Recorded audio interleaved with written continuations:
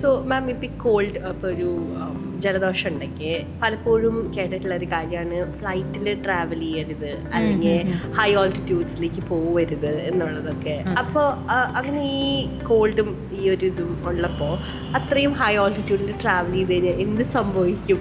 നമുക്ക് ബേസിക്കലി അതിൻ്റെ ഒരു മെക്കാനിസം എന്ന് പറഞ്ഞാൽ പ്യുവർ ഫിസിക്സ് ആണ്. നമ്മുടെ ചെവിയുടെ കനാലിൻ്റെ അറ്റത്തൊരു പാടയുണ്ട്.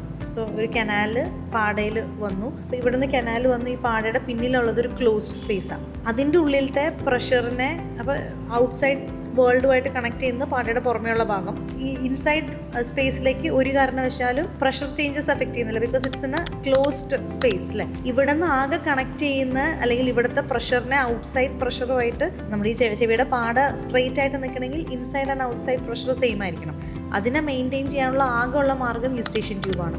Which is the tube that connects the middle ear with nose. നമ്മുടെ മൂക്കിൻ്റെ പുറകിൽ വന്ന് ഓപ്പൺ ചെയ്യുന്ന ഒരു യൂസ്റ്റേഷൻ ട്യൂബ് എന്ന് പറഞ്ഞൊരു ട്യൂബാണ്. This tube doesn't remain open always. അതെപ്പോഴും അടഞ്ഞിരിക്കുന്നൊരു ട്യൂബാണ്. അത് നമ്മുടെ സ്വോളോയിങ്, യോണിങ് അങ്ങനത്തെ ആക്ടിവിറ്റീസിൻ്റെ സമയത്ത് മാത്രമേ ഇറ്റ് ഓപ്പൺസ് അപ്പ്. അപ്പോൾ ഈ ഓപ്പൺ അപ്പ് ചെയ്യുന്ന സമയത്താണ് എക്സ്റ്റേണൽ പ്രഷർ, എയർ പ്രഷർ ഇതിലേക്ക് പുഷ് ചെയ്തിട്ട് ഈക്വലൈസ് ചെയ്യുന്നത്. കോൾഡോ അല്ലെങ്കിൽ നേസൽ അലർജീസ് ഉള്ളവർക്ക് ഈ യൂസ്റ്റേഷൻ ട്യൂബിന് ചുറ്റും നീർക്കെട്ടുണ്ടാവും. ആ സമയത്ത് ഇവരുടെ യൂസ്റ്റേഷൻ ട്യൂബ് തുറക്കില്ല. അങ്ങനെ വരുമ്പോൾ നമ്മുടെ ചെവിയുടെ പാട പുറത്താണ്, പാടയുടെ പുറമെയുള്ള പ്രഷർ ഡിഫറൻസസ് വരുന്നു.